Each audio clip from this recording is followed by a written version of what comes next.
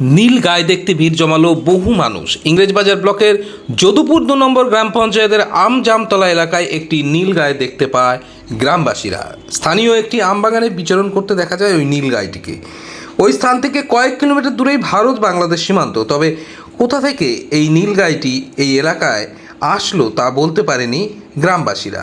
স্থানীয়দের আক্ষেপ, সোমবার দুপুর থেকে বন দপ্তর বা পুলিশকে খবর দিলেও কেউ এসে উদ্ধার করেনি নীল গাইটিকে। তাদের আরও আক্ষেপ, কেউ হয়তো ওই নীল গাইটিকে ধরে ফেলতে পারে। তারা জানিয়েছেন পুলিশ ও বন দপ্তর ওই নীল গাইটিকে উদ্ধার করে তার থাকার প্রকৃত স্থানে নিয়ে গিয়ে ছেড়ে দিক। এদিন সন্ধ্যা পর্যন্ত নীল গাইটিকে দেখা যায় আমজামতলা এলাকায়। খবর ছড়িয়ে পড়তেই দূর দূরান্ত থেকে বহু মানুষ ছুটে আসেন নীল গাইটিকে দেখতে। অনেকে মোবাইল ক্যামেরায় ছবিও তোলেন।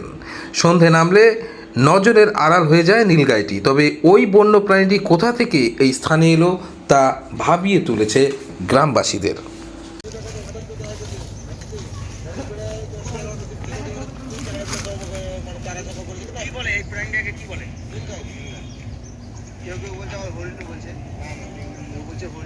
এই গ্রামের নাম হচ্ছে আমজামতলা।